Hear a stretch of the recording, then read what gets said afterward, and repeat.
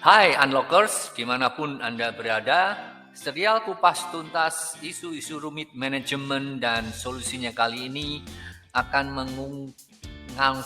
mengupas sebuah kesalahan yang dilakukan oleh seorang manajer ketika dia melihat ada stafnya yang melakukan kesalahan. Coba kita perhatikan percakapan antara seorang manajer dengan stafnya berikut ini. Sang manajer dengan kesal, dengan keras mengatakan, "Emma, saya pikir kamu tahu bahwa kamu harus menanyakan ke saya terlebih dahulu sebelum membuat komitmen ke pelanggan." Sang staf mengatakan dengan agak enteng begitu ya, "Saya pikir kita harus segera memberi respon atas permintaan pelanggan, Pak. Saya tidak melihat alasan mengapa kita tidak boleh melakukannya." Sang manajer dengan tambah marah dan lebih keras ngomongnya, "Saya tidak peduli dengan pemikiranmu di sini. Kamu tahu bahwa saya tidak mau ada yang membuat komitmen tanpa persetujuan saya terlebih dahulu. Mengerti?" Nah, di dalam seri yang ke-19 ini kita melihat satu blunder, satu kesalahan yang dilakukan oleh manajer ketika dia fokus kepada kesalahan, bukan pembelajaran. Sehingga kekacauan manajemen tim terjadi karena sang manajer hanya mengutamakan untuk menyatakan kesalahan timnya, bukan memberikan pemahaman mengapa itu salah. Dan itu bisa kita pakai sebagai satu pembelajaran. Mengapa salah? Dan apakah ini fatal? Apa yang dipelajari dari staf Anda di dalam percakapan tadi? Oh, dia belajar perlunya untuk persetujuan ke manajer terlebih dahulu. Itu pasti. Tapi dia juga belajar bahwa lain kali tidak perlu untuk berpikir sendiri terlebih dahulu. Langsung aja nanya kepada manajer. Ya kan? So, staf Anda tidak belajar mengapa penting untuk minta persetujuan terlebih dahulu dan mengapa tindakannya dapat memberikan dampak tertentu kepada perusahaan.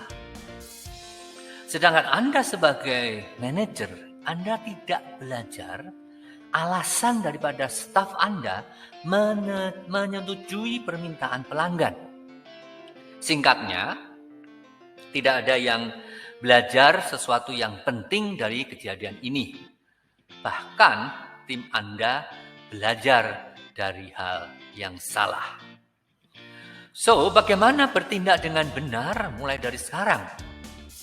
Yang pertama, sebagai manajer Anda harus memastikan Anda mengenal karakteristik pekerja atau staf Anda.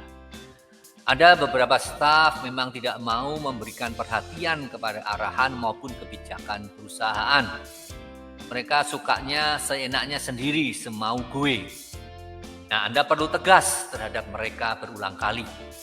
Atau kalau memang terus-menerus terjadi, pindahkan mereka ke bagian yang lebih memberikan mereka kebebasan. Tapi tentunya bukan bagian yang terlalu signifikan supaya tidak membuat masalah kepada perusahaan kalau mereka berjalan sendiri. Tapi hampir semua staff, seperti hampir semua manajer, tidaklah demikian. Mereka mau mengikuti kebijakan dan arahan perusahaan. Namun demikian, yang perlu diingat adalah mereka juga tetap membutuhkan ruang gerak untuk melakukan penilaian dalam membuat keputusan sendiri. Ya, lalu berikutnya adalah bagaimana memastikan staf melakukan apa yang perlu dilakukan tanpa mereka menjadi yes man.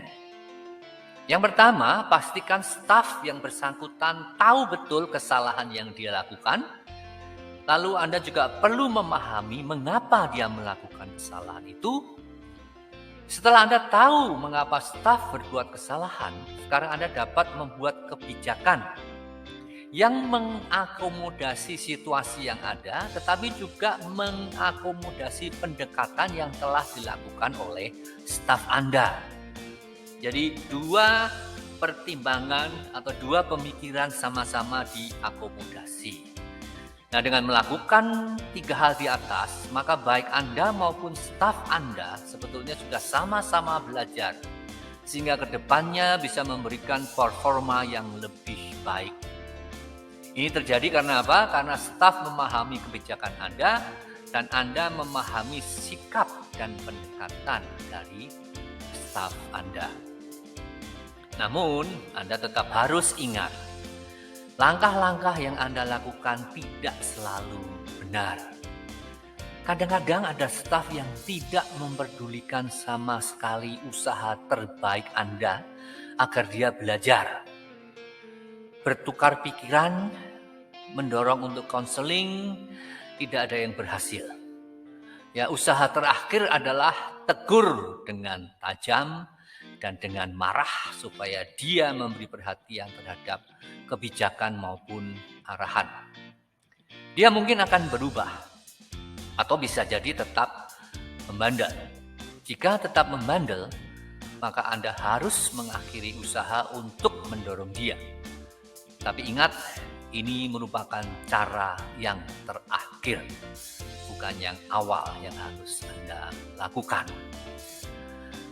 So, final tips untuk seri ini adalah bahwa beberapa staf maunya datang ke kantor sesiang mungkin dan bekerja sesantai mungkin dan segera mengundurkan diri bila gaji dianggap rendah dan pekerjaan membosankan. Mereka ini adalah orang-orang yang belum memahami dunia kerja dengan baik. Usahakan yang terbaik untuk memaksa mereka mentaati ketentuan yang ada dan mencoba untuk menuntut performa dari mereka seminimal mungkin dulu. Ya, supaya mereka pada akhirnya tidak terlanjur kelewat batas di dalam respon. Final tips yang terakhir adalah bahwa biasanya staf yang demikian hanyalah minoritas. Hampir semua staf secara tulus ingin untuk melakukan pekerjaan yang bisa membuat mereka bangga. Harapan mereka adalah supaya mereka dapat diperlakukan dengan hormat dan diberi ruang untuk berinisiatif. Jika mereka diperlakukan seperti kelompok minoritas tadi, maka dengan segera karakter mereka akan seperti kaum minoritas, yaitu kaum yang membandel tadi. Dengan kata lain, Anda dapat membantu staf Anda untuk mengembangkan komitmen mereka untuk melakukan pekerjaan yang baik, atau Anda dapat menghancurkannya. Ini semua ada di tangan Anda. Bukan pilihan yang sulit. Ketika Anda memperlakukan staf Anda dengan baik dan berharap mereka akan mempunyai keinginan untuk melakukan pekerjaan dengan baik dan membantu untuk mereka belajar secara cepat dan efektif, maka tugas Anda sudah separuh selesai. Mudah bukan? Dengan demikian, janganlah kita hanya fokus pada kesalahan mereka, tetapi pembelajaran sehingga mereka bisa mengembangkan diri.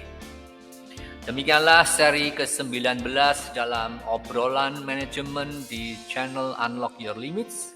Semoga bermanfaat untuk meningkatkan managerial skill Anda. Jika ada topik-topik rumit dalam manajemen yang Anda hadapi dan Anda ingin hal ini dibahas, silahkan email ke saya atau sampaikan melalui komen di channel ini.